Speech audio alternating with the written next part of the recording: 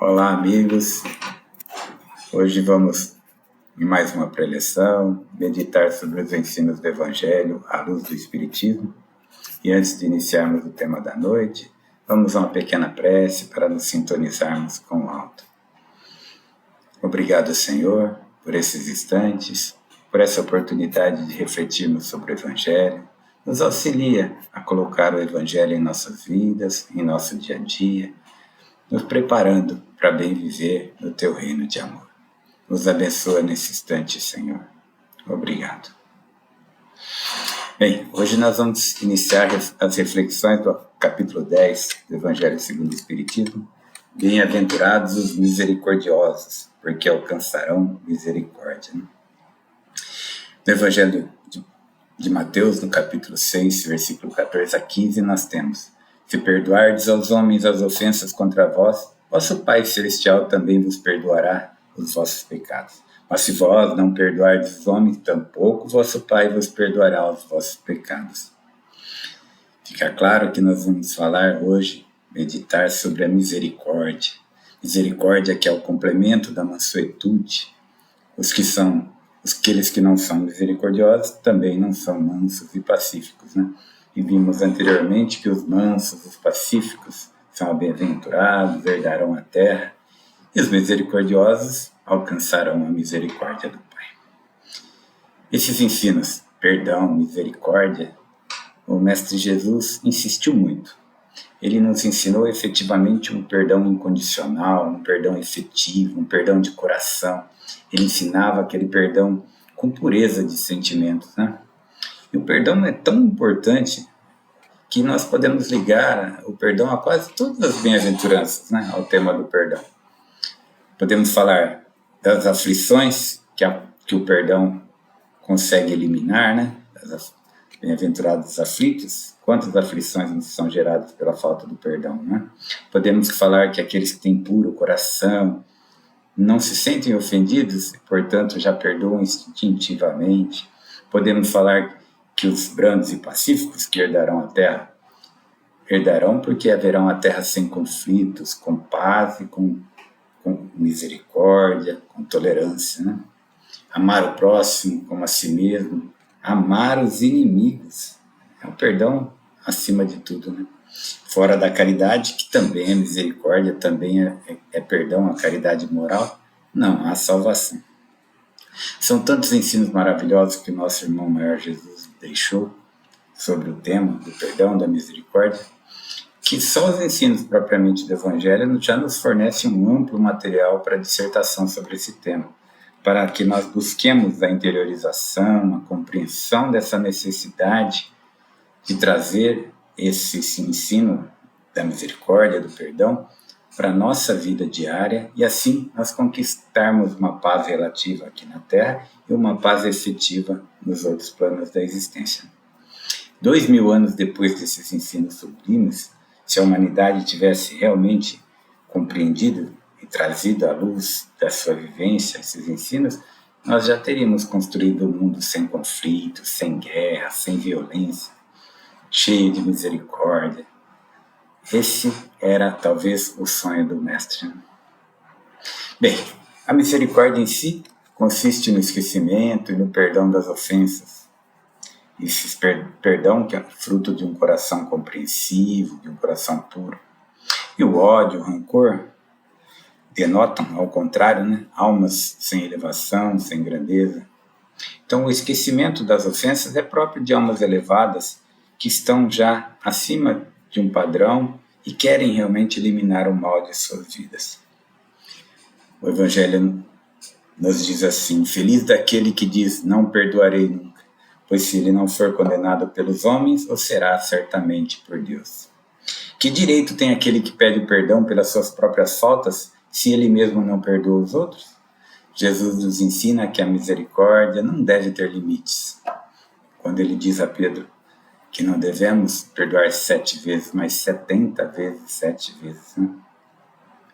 E o Evangelho vai nos dizendo que há 2 maneiras bem diferentes de perdoar. Né? Uma é grande, nobre, realmente generosa.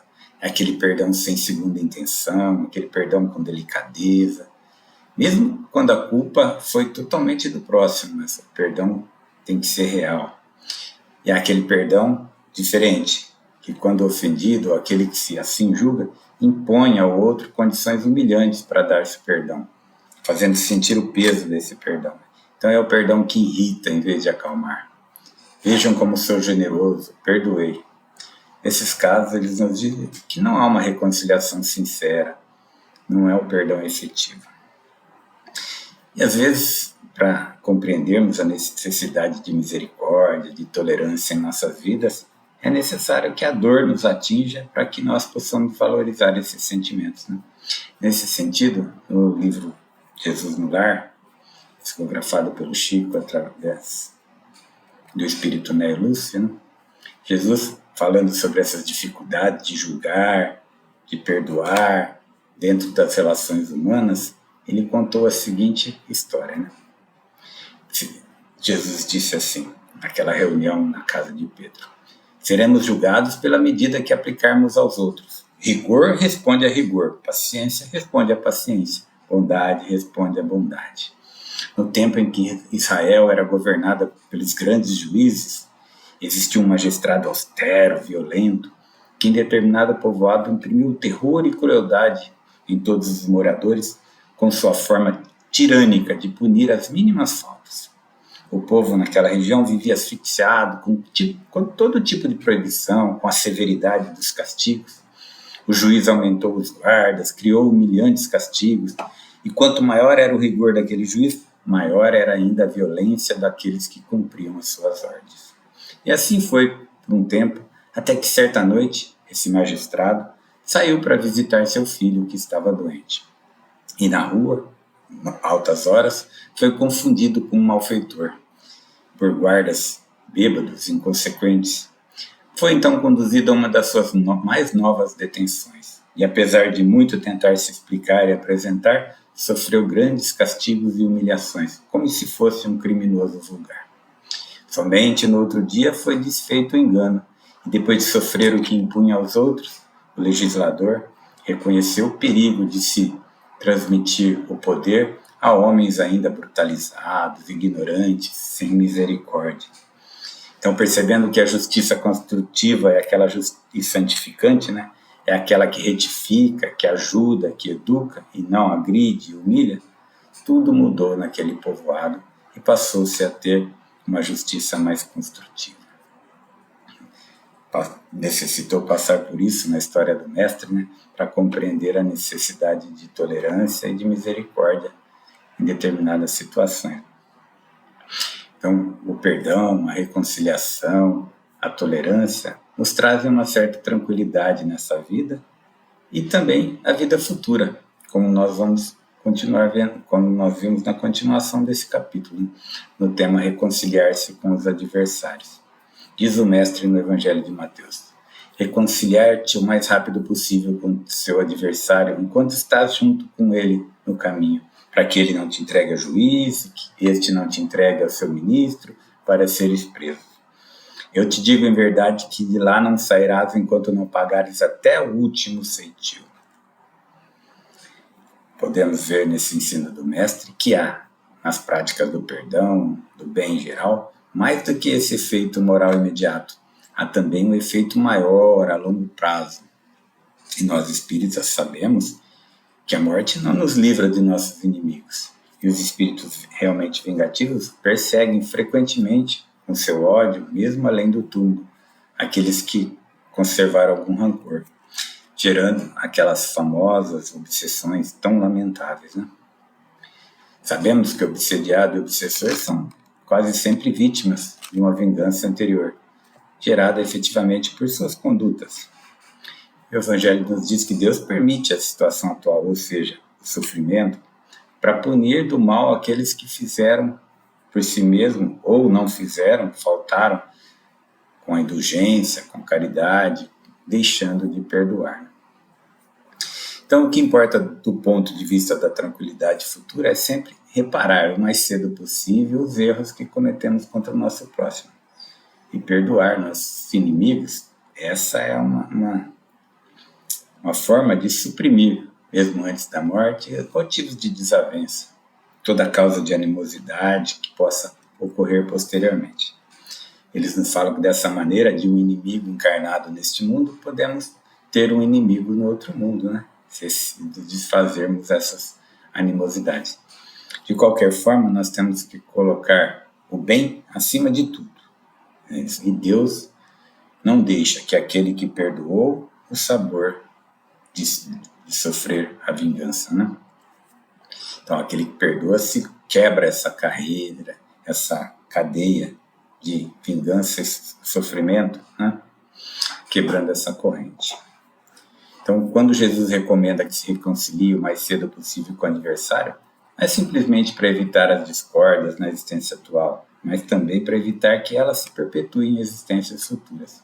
Vós não saireis de lá, diz ele, até que não tenhais pago até o último ceitil, ou seja, cumprido completamente a justiça de Deus. Né? O Mestre nos deixou ainda o ensino do perdão, que vai nos levar à pureza necessária para a elevação do nosso pensamento ao Pai. Neste ensino, no sentido da oração, da aproximação com Deus, né? Como elevar o nosso pensamento ao amor supremo, com ódio, com rancor, nos prendendo ao solo, à matéria, né? Então, nós temos também no Evangelho de Mateus as palavras do Mestre. Então, se no momento de te apresentar a sua oferta diante do altar, lembrares que teu irmão tem algo contra ti, deixa o teu presente ao pé do altar e vai antes reconciliar-te com o teu irmão, para depois voltares e fazer a tua oferta. Vai, reconcilia-te com teu irmão antes de apresentar a tua oferta ao altar. O Mestre ensina que o sacrifício mais agradável ao Pai é o próprio se libertar desses sentimentos negativos, né? Que antes de nós nos apresentarmos a Ele para sermos perdoados, é preciso que nós perdoemos ao nosso próximo e nos reconciliemos com Ele, né? Se cometemos um erro contra um dos nossos irmãos, temos que repará-lo. Só assim a nossa oferta será efetivamente aceita pelo Pai, pois virá de um coração puro, sem qualquer pensamento mau, egoístico ou materializado, né? Então, o Mestre deixa claro esse preceito para que, no sentido, hoje nós podemos entender de uma forma mais clara, né? Naquela época os judeus ofereciam sacrifícios materiais e era preciso que Jesus conciliasse as suas palavras aos costumes daquela época, né? Hoje sabemos que o cristão não faz oferecimentos materiais ao Pai, pois nós temos que espiritualizar o nosso sacrifício, né? E nem por isso esse preceito tem menor força, porque nós oferecemos a nossa alma a Deus e essa alma deve estar purificada de sentimentos inferiores, né? Maravilhoso isso, né?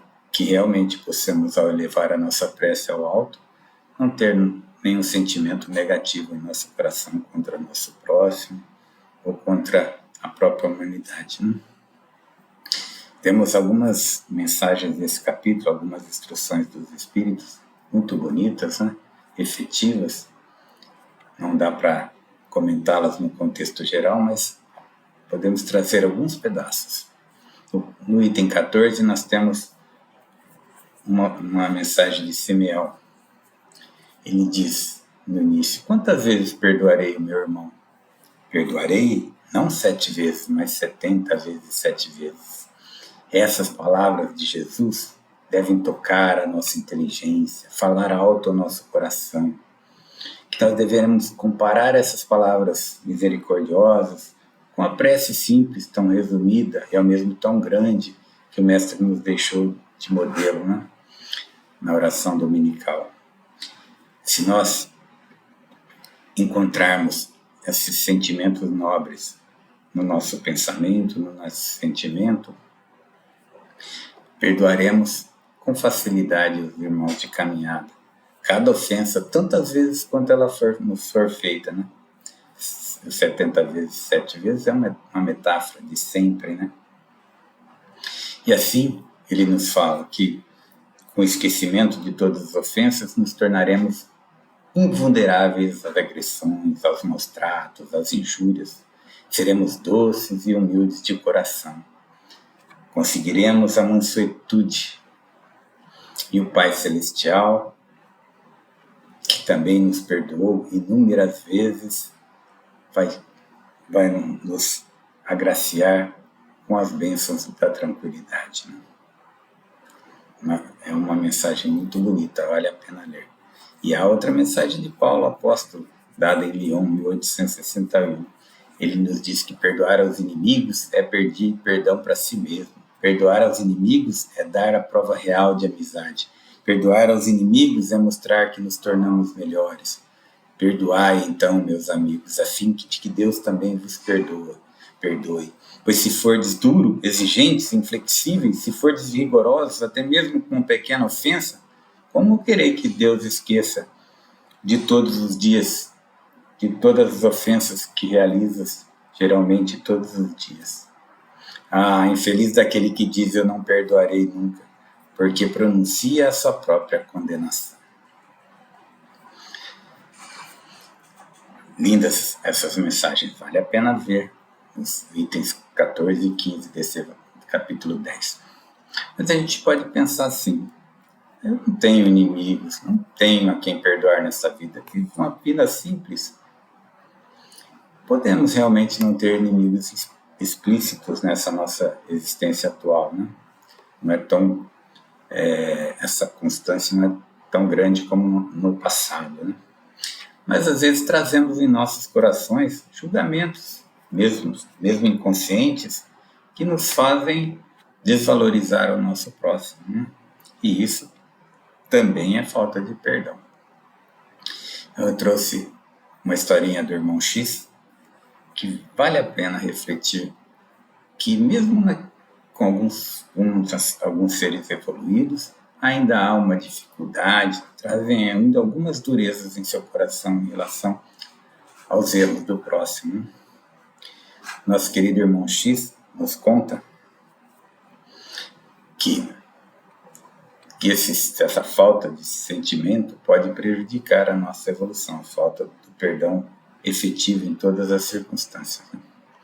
E ele nos conta assim, que após a partida do mestre para o plano espiritual, os apóstolos iniciaram a sua jornada solo, né, para essa conquista, para a apresentação do evangelho para a sociedade. E Pedro se instalou numa casa modesta, que seria o primeiro santuário dos apóstolos, né? E ele refletia, naquele instante, que quando ele estava com Jesus, sempre havia muito trabalho, sempre havia o que fazer, sempre podia ajudar alguém. E o mestre tinha ensinado que a caridade, o amor, o trabalho pelo próximo era efetivamente a mensagem que ele trazia. Então Pedro queria trabalho, queria tarefa. E naquela noite ele orou com fervor. Lágrimas ardentes desciam de seus olhos. Ele suplicava aos céus a graça de servir. Eis então que surge à sua frente o mestre, sereno e compassivo, como naqueles dias de ventura que estava presente fisicamente. Senhor, implorou Simão, aspiro derramar bênçãos gloriosas. Deixei o lago para te seguir-te. Disseste que nos faria pescadores de homens. Quero atividade, Senhor. Quero testemunhar a divina missão do teu evangelho de amor e de luz. O visitante celeste continuou a fitá-lo com aquele olhar sereno, e Pedro acrescentou quase em prantos: quando enviarás teu serviço às nossas mãos, Senhor? Enquanto o mestre desaparecia em uma névoa, ele escutou: amanhã, amanhã. O antigo pescador, encorajado, esperou o dia seguinte com doce expectativa. Acordou muito cedo, limpou a casa humilde, buscou flores para alegrar o ambiente, e quando ele se preparava para a refeição matinal, ele ouve uma ensurdecedora algazarra e a sua porta se abre sobre violentos murros e deixa entrar um homem seminu, de angustiosa expressão, e ele olha lá fora e vê soldados e populares cercando a casa. O recém-chegado contempla Simão e roga-lhe socorro. Tem lágrimas nos olhos, o coração bate compassado no peito. Simão o reconhece. É Joachás, malfeitor, de longa data vem sendo procurado pelas autoridades. Enérgico, Pedro responde firme: socorrer-te? Por quê? Não passas de ladrão costumaz? E sem dar ouvidos às rogativas do mesmo, convoca os que os buscavam e o entrega. Ele foi imediatamente colocado a ferro a caminho da prisão. Satisfeito consigo mesmo, o apóstolo coloca novamente a mente na expectativa das obras que o mestre iria lhe trazer. Enquanto pensava nisso, perfumada liteira para em sua porta, de onde desce uma mulher de face atormentada, triste, contrastando a sua aparência com as roupas elegantes e ricas. Pedro de imediato a identifica. É Júnia, linda greco-romana, que em Jerusalém se fazia uma estranha flor de prazer. Estava doente, cansada, implorava remédio, roteiro espiritual para sua vida, queria mudanças. Pedro enérgico lhe diz: aqui não, teu lugar é na praça pública, onde possam te lançar desprezo, ironia. E a pobre mulher se foi, enxugando os olhos. Pedro, contente com sua atitude, continuou esperando a tarefa do dia. Ao entardecer, já aflito da tarefa não vir, ouviu um insistente bater na sua porta. Abriu o prestativo e caiu-lhe aos pés o corpo inchado de Jarim, um bêbado, costumaz, que semi-inconsciente pedia refúgio contra um bando de jovens cruéis que o apedrejavam na rua. Pedro não vacilou. Bêbado infame, não ofendas o recinto do mestre com teu vômito. E quase a pontapés expulsa Jarim. Cai a noite, desapontado, repetindo as últimas preces, Simão medita. Quando o mestre querido novamente se destaca na névoa. Ah, Senhor, aguardei o dia todo sem que me enviaste a prometida tarefa. E o mestre lhe diz: como não? Respondeu em tom de amargura. Por 3 vezes te roguei hoje cooperação, sem que me ouvisses. E ante a memória de Pedro, que recordava e agora compreendia tardiamente, Jesus continuou. De manhã enviei-te Joachás, desaventurado irmão nosso mergulhado no crime, para que o ajudasse a renovar a própria existência. Mas devolveste-o à prisão sem piedade. Depois, ao meio-dia, entreguei-te Júnia, pobre irmã dementada e doente, para que a medicasse e a esclarecesse em meu nome. Contudo, condenaste ao vilimpêndio e ao sarcasmo. À noite mandei-te Jarim, desditoso companheiro que o vício enlouquece. No entanto, remeteste contra ele os próprios pés. Senhor, soluçou o apóstolo, grande é a minha ignorância, eu não sabia. Compadece de mim, ajuda-me com a minha ignorância, orienta-me. Jesus afagou-lhe a cabeça trêmula e falou generoso. Pedro, quando quiseres ouvir-me, lembra-te que o Evangelho tem as minhas palavras. E Jesus desapareceu na névoa antes que Pedro o abraçasse. Pedro então buscou os apontamentos e abriu ao acaso e leu o versículo 12, capítulo 9 das anotações de Mateus. Os sãos não precisam de médico, mas sim os doentes. Será que o nosso coração, também como nessa pequena história, já compreende que aqueles mais necessitados estão ali para que nós possamos compreender, perdoar e ajudar? Se nós queremos seguir o Mestre, nós temos então que ter esse coração cheio de misericórdia, indulgente para com as falhas alheias. E antes de buscarmos a justiça ao próximo, antes de vermos erros nos nossos irmãos, antes de cobrarmos posturas nas outras pessoas, olhemos o nosso íntimo. Quanto nós já erramos, não é? O que o Pai espera de nós? E assim, nós teremos sempre um olhar diferente, mais amoroso, mais compreensivo, mais humilde, mais caridoso, com todos à nossa volta. É esse olhar de misericórdia que o ensino nos traz nesse dia. Com esse coração mais elevado, vamos fazer as nossas rogativas, encerrando esse nosso ensino de hoje.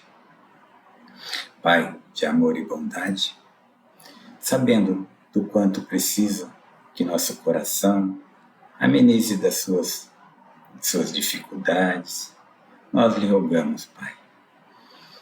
Tenha misericórdia de todos nós e que nós, por nossa vez, possamos ter misericórdia do nosso próximo.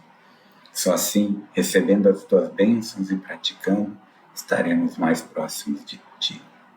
Auxilia a todos nós, Senhor, principalmente aqueles que nos dirigem, a ter esse olhar compreensivo sobre todos aqueles sobre a sua tutela. Pedimos, Pai, por todos aqueles que nesse momento necessitam da tua misericórdia, para que se ergam, se levantem, compreendam o Evangelho e comecem uma nova etapa. Nos abençoa nesse propósito de nos melhorarmos, hoje e sempre. Obrigado, Senhor.